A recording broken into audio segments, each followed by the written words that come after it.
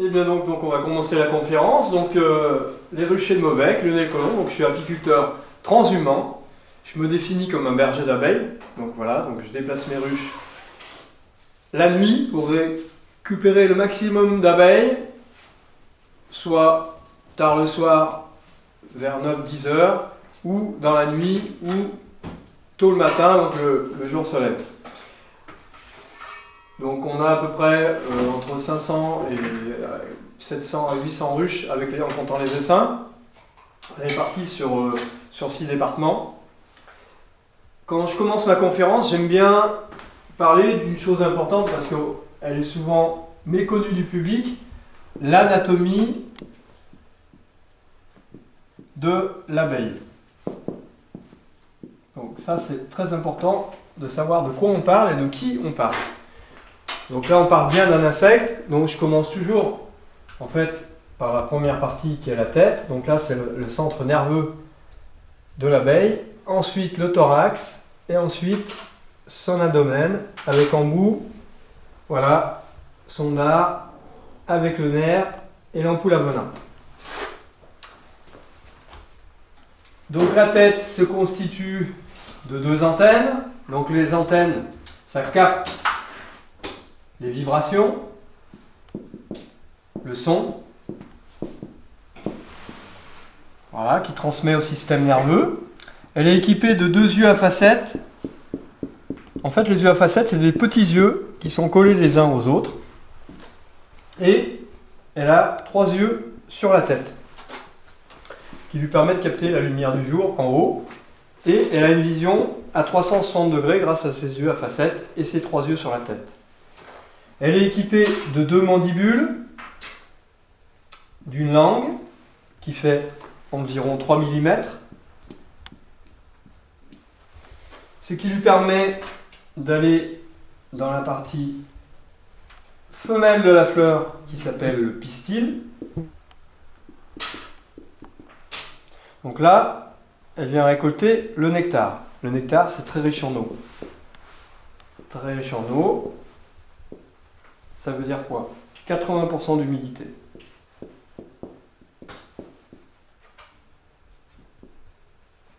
Et le reste, c'est des sucres. C'est des sucres. Voilà. Donc ce qui intéresse l'abeille, c'est surtout les sucres. Hein. L'eau, ça ne l'intéresse pas. On verra plus tard comment elle élimine cet excès d'eau, parce qu'elle ne peut pas conserver ce nectar, parce qu'il est fermenticible. Voilà, dans la ruche. Donc elle va le sécher. Donc on verra plus tard. Donc ça, le pistil, c'est la partie femelle de la fleur. La partie mâle, c'est le haut.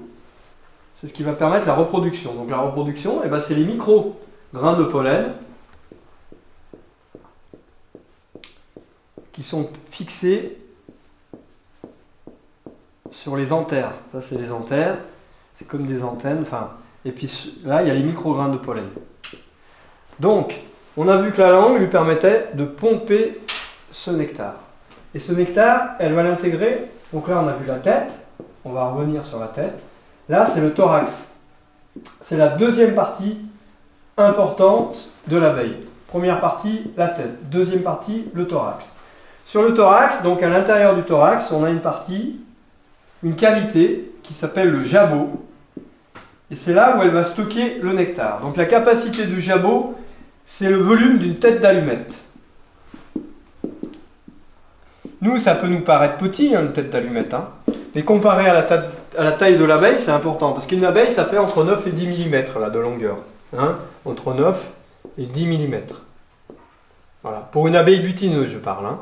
Pour un mâle, c'est un peu plus grand, un peu plus gros. Et pour une reine, c'est encore un peu plus grand. Ça peut aller jusqu'à 12-13 mm.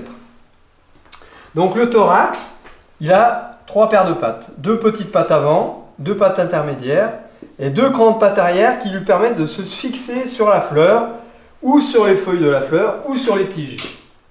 Et en bout de ces pattes arrière, il y a des brosses, des piquants.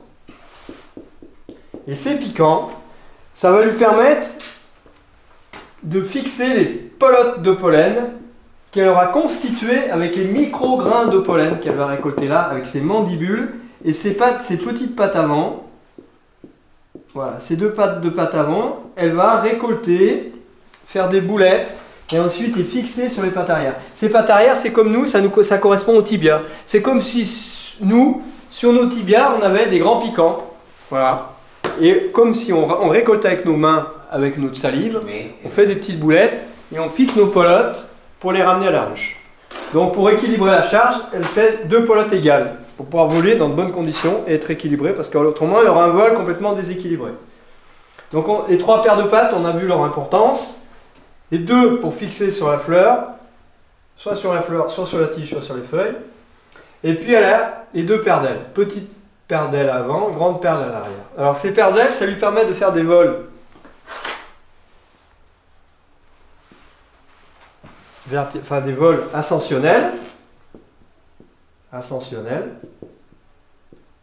Elle peut monter, descendre, ascensionnel, comme un hélicoptère, on voit. Elle peut faire des vols horizontaux. Elle peut aller de l'avant. Et elle peut aussi reculer. Elle est capable d'avancer et de reculer, l'abeille, avec ses ailes. Elle fait des vols en spirale aussi. Donc elle fait des vols en spirale.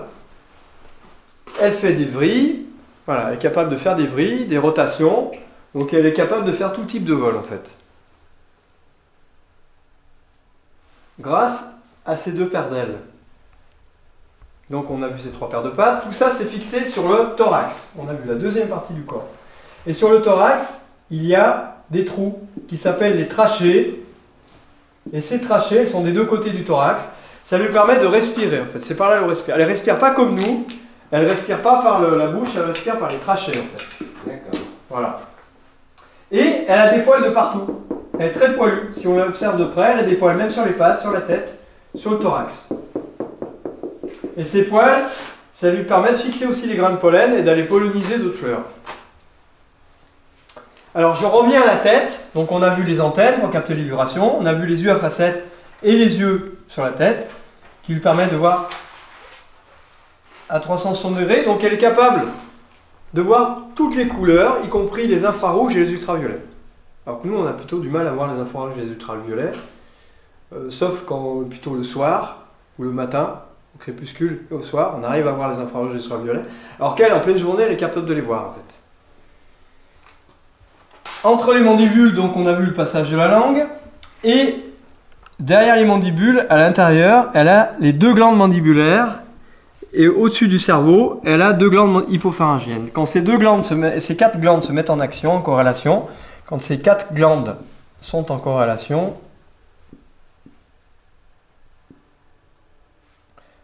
voilà, elles sécrètent une gelée qui s'appelle la gelée royale. Ah, ça vient de là. Voilà, ça vient de ces 4 glandes qui travaillent en symbiose. Tu as dit 2 glandes hypo... Les 2 glandes hypopharyngiennes au-dessus du cerveau et les 2 glandes mandibulaires, c'est comme nous si on avait au-dessus de notre mâchoire, oui. Vous voyez nos mâchoires, oui. C'est comme si on avait au-dessus des mâchoires 2 glandes.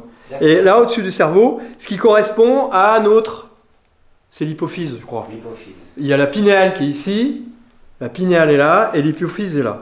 D'accord. Et la thyroïde, parathyroïde sont là.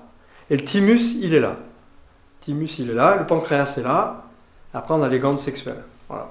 C'est toutes les glandes chez nous. L'abeille, elle a la glande mandibulaire, la glande hypopharyngienne. Hypopharyngée. Ouais, hypopharyngienne. Et quand ces 4 glandes se mettent en action, elles sécrètent la gelée royale. Elles ont aussi des glandes sous leur thorax, donc ça correspond à nos abdominaux. C'est comme si nous, on avait des glandes là, oui. Qui sécrétaient des plaquettes de cire.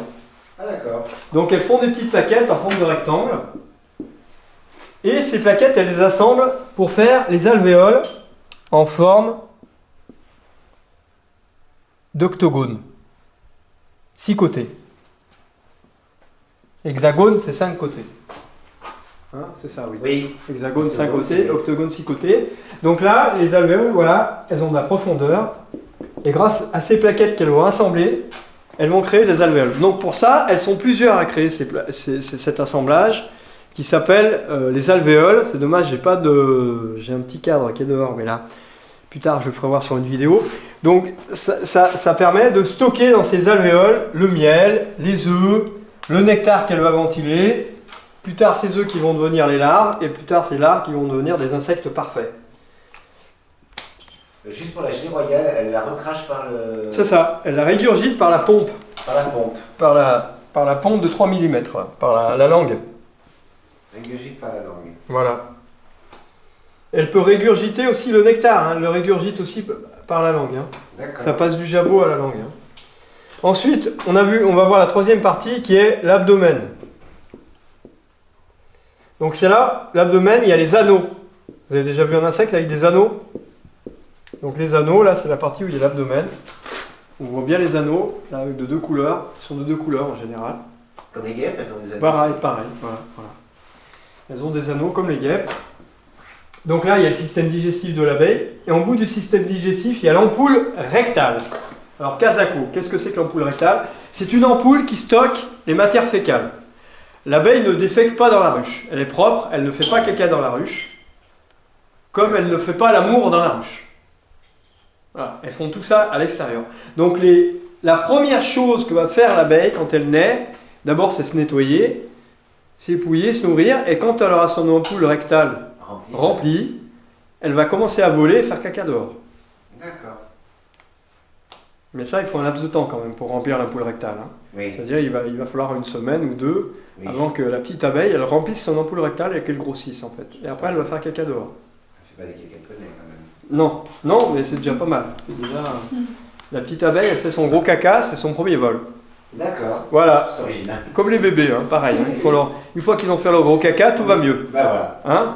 Donc c'est important le premier caca. C'est la première chose qui va sortir du bébé. C'est marquant pour le bébé. Hein.